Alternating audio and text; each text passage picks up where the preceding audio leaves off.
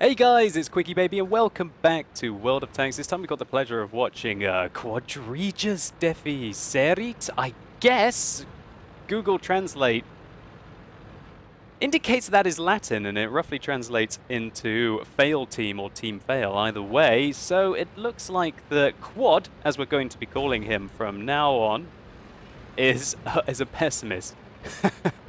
But hopefully his team isn't going to be failing here, but oh dear, maybe he was right. Maybe he's psychic as he's going into this game, and his name is very apt.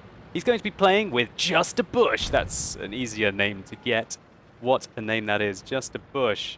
Hopefully you're going to be able to help out your good buddy here as they play in the M4A3E2 Jumbo. Now they're playing on Comarin and they've piled their way into the center of the map, and immediately they've got two Tier 5 Soviet heavy tanks sitting right in front of them. And Quad's 76mm is making short work of that tank.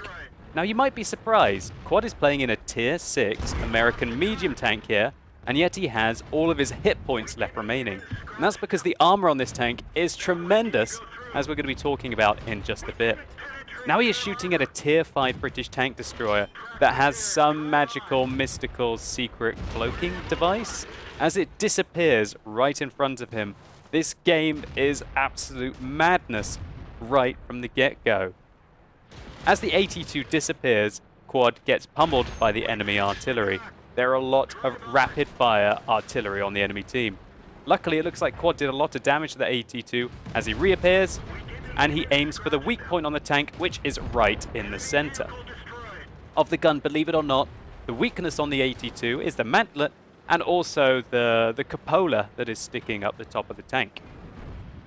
So Quad pushes forwards and has some sweet shots into the side of the KV-1, and the rapid-fire 76mm that he is using quickly rips apart that, well, heavily armored tank, but from the side in that kind of a position, the 128mm of penetration this 76mm has, which is rather underwhelming for a Tier 6 tank, I should hasten to add, is more than sufficient. This tank, the Jumbo, the M4A3E2 Jumbo, is very heavily armored, and in a matchup like this, it doesn't matter if its penetration kinda sucks. And its armor is amplified even more because generally the enemy tanks will have lower penetration, just like the Jumbo. He's trying to track some shots into the VK3002. Oh, sorry, that's a VK3001D. If it was a 2D, it would be a whole tier higher. And now he pummels the VK3001H towards his northeast. Now, I like what he's doing here. He's playing aggressively. He's not focusing on the enemies that he won't be able to as they dip behind the ridge line. Unfortunately, that means that he loses all of his artillery. Bad play by Quad's team there to let the enemy into their artillery and pick up 3 easy, quick kills. What Quad's trying to do is he has to kill the tank that's here. Once he's killed that tank, then he might be able to flank around and deal with the other vehicles who have taken up defensive locations in the southeast corner. This is a very nice place to defend for tank destroyers. But once the enemy actually break through, then they kind of counter-defend and use your own position against you, which is very awkward. Quad is bouncing shell after shell here from the enemy tanks. And that is because this vehicle gets a whopping 101.6mm of frontal armor. He catches the side of the Churchill, holds him in place, and goes to town on the side of his tank. 5 pens, 6 pens, and the 7th pen is the kill. 700 damage done there. So that Tier 5, yes, that is the British variant, the British Tier 5 heavy tank. So far, this game has been going at a breakneck pace. Quad has managed to pick up 2,300 damage nearly and get 4 kills, but he is still alone with just a KV-1 on his team versus, at the moment, 8 enemy tanks. He's finally found the side of that VK that managed to take out his artillery earlier.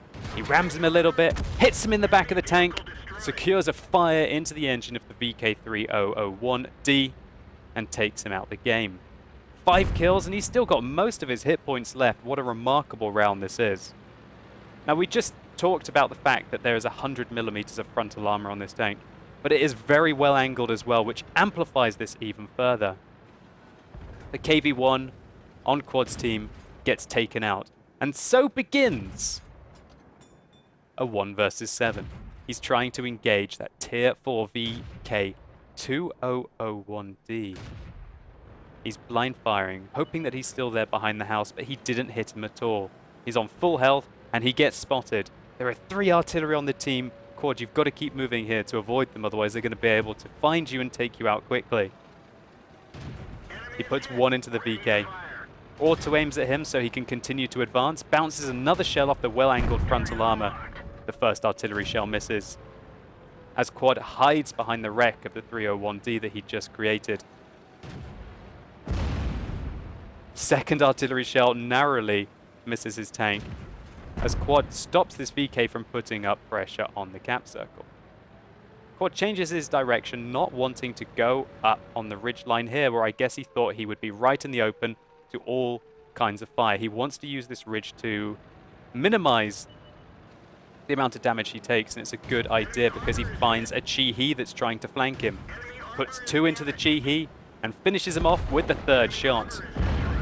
Now it is 1 versus 6. He's got to deal with a full health Hellcat on the enemy team. With 4 kills, that Hellcat has been having a good game, but a fire into the front of the Hellcat totally changes things. That Tier 6 American tank destroyer put a big shell into him there, but he is quickly melting away.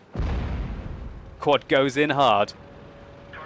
Finds the Hellcat before the Hellcat secures another shot into his tank, which would have taken off half his hit points. But a Hetzer hits the side of his tank, doing about 150 damage. Quad puts round after round into the front of the Tier 4 German tank destroyer, and now turns around to deal with the VK201. A 3rd fire! Absolutely ridiculous.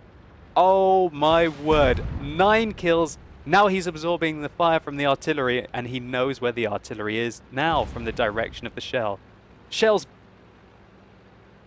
landing, creating craters all around him.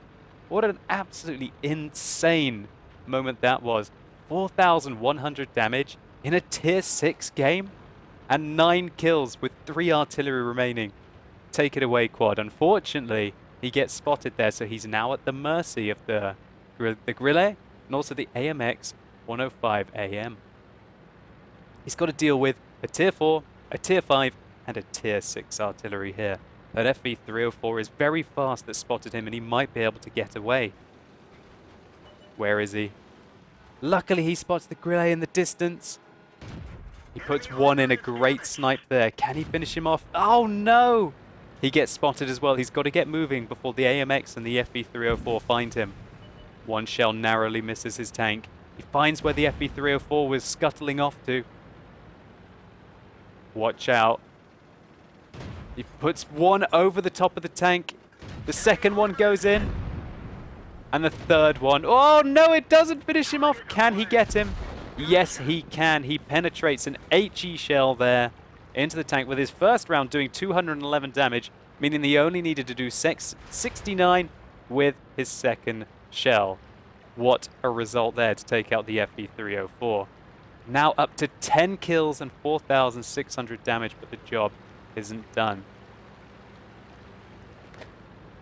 This map, Comorin, it's no longer available at high tiers, and you can kind of understand why. From the central position, and this map only being 800 meters big, you can pretty much spot the entire map from the center. So, when Quad was in the middle of the map, he was just completely dominating it. Now he's going to use the sides, and as we can see, the Sherman Jumbo isn't the fastest of tanks. To try and flank round, avoid the center where he might get spotted, and try and sneak up on his opponents. Now just to talk a little bit about this tank. Because you see that Quad has 760 hit points here, that means he is using the top turret. Now the top turret on this tank actually only has 63 millimeters of armor. So, if you manage to engage one of these vehicles and you see this turret and the enemy tank has 760 hit points, that means you should shoot him in the turret, never shoot him in the hull. However, this completely changes if the enemy has 730 hit points. If they have 730 hit points, that means he's actually using the stock turret. And the stock turret, believe it or not, has 152.4 millimeters of armor all round. There are quite a few tier 7 and tier 8 tanks that won't be able to get through that amount of turret armor. Now, if you use the stock turret on this tank, you can still use a 76mm. You can use the M4A3E2. It's still a 76mm, but its rate of fire isn't as good. It has some issues with its accuracy as well. And when I say its rate of fire isn't as good, I think it's about 25% worse than if you use the top turret and the M4A2 gun on this tank. However, there is still the capability that a lot of people love to use the stock turret, the heavily armored stock turret, and use the 105mm or the derp gun on this tank, which can be very effective, especially if it gets into a nice matchup. So what I'm trying to say is, here's my pro tip for how to handle Sherman Jumbos. If you can only get the front of the tank, and look, if you can get the side or the rear, this tank is very easy to pen. But if you can only get the front of the tank, do not try and shoot its hull armor unless you're in a tier 7 or a tier 8 tank. You're never going to go through it. You're better to shoot this thing in the turret. But if it's got 730 hit points, you're not going to get through the turret at all. So if you're in the front of this vehicle and you're in a tier 6 or lower tank, and you don't have about 175mm of pen, just don't even try to engage this tank frontally. And it looks like Quad really likes this vehicle. He's got 3 marks for excellence on it, and he's only played 2,000 games, so this strongly suggests to me that maybe he's doing the refer a friend system with his buddy. As he finishes off the grille in the center of the map, well done there, finally finding the first artillery. So it says to me that Quad and Just a Bush are probably doing the refer a friend system, and yeah, he's probably teaching his friend really well. He's playing on the American server, and it looks like Quad is Canadian by the flag on the side of his tank. So there are now 2.5 minutes left on this game, and Quad's doing exactly the right thing. He has no certainty that he will be able to find the remaining artillery, and you need 1 minute and 40 seconds to be able to fully cap. And so Quad is going to make it back in time. If he had wasted another 30 seconds, even less, if he'd wasted another 25 seconds, he would have had to have found the artillery to stand a chance of winning this game. Luckily, he's back in time, and now all he has to do is wait and hope that the artillery turns up. Quad's still got high explosive shells loaded, and he's now up to 11 kills. I bet you he would love that 12th kill. That 12th kill would secure him a crucial contribution medal. And now, it's just a case of waiting. I like Quad's positioning here. He's not sitting in a bush. If I was an artillery on the enemy team and I was blind firing, I would blind fire the bushes. Quad decides to shoot there. And the only reason why I think he might be doing this is he's trying to indicate to the enemy that he just drove through here. Maybe this is like some next level mind control. That's actually a pretty interesting tactic. He probably shot these crates because he wants to pretend to the artillery that he just knocked them over, and then maybe the artillery will waste a shell here. The artillery instead shoots the bush. Where's the artillery's next shell going to be? Now Quad shoots over there. I'm not sure if he's just having fun with the artillery, or if he wants to try and make the artillery think that he actually was still over there. Wow, that one just goes just in front of him. Oh, that would have certainly been an absolute heartbreak in this game.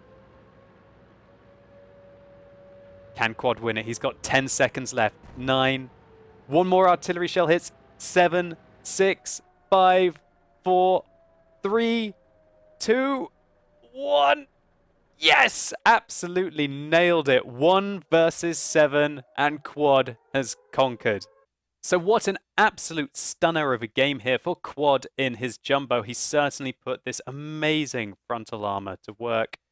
Fortunate that none of the enemies decided to try and shoot him in the turret, and this 76mm in this kind of a matchup was more than capable of ripping apart the enemy team, securing him 11 kills and 4,600 damage. Absolutely amazing. So I guess this really was a case of Veni, Vidi, Vici. You came, you saw, you conquered Quad. Congratulations to you. Let's just take a very quick look at the post-game stats.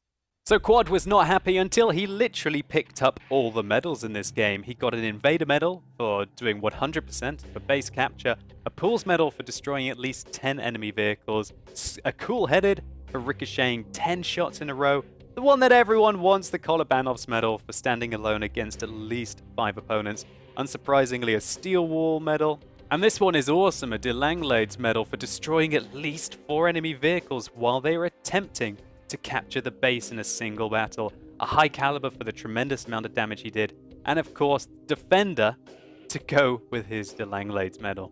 So here is Quad's total damage, 4,773, and this is the sum of the rest of his team, 2,467. Quad, you did double what the whole of the rest of your team were able to do in this game. Absolutely insane. Netting yourself 2,165 base experience, and even though you fired a few premium rounds, you still got a 50,000 credit profit. Let's just take a quick look at how good the Jumbo's armor was here. 19 hits received, only 3 of those penetrated his tank, and consider that a lot of that damage that he took was from splash from the artillery, and also from the HE round from the Hetzer, the 105mm on the Hetzer.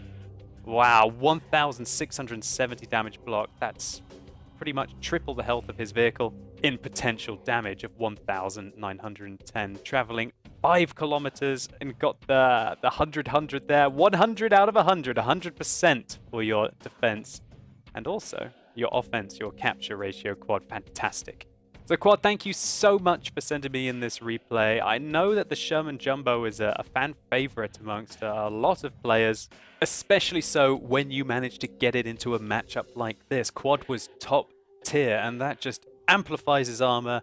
It mitigates the terrible penetration that the Jumbo has, and certainly makes this an all-round solid pick. And we can all learn a lot from Quad's gameplay in it here. So hopefully you guys enjoyed this replay. If you did, please consider giving this video a like down below. It really helps the channel out. And if you want to see another Sherman gameplay, this time the British variant, the Sherman Firefly, then click through here to see an absolutely tremendous round in the relatively new Tier 6 British medium tank. And let me know in the comments down below what you think about the M4A3E2 Sherman Jumbo.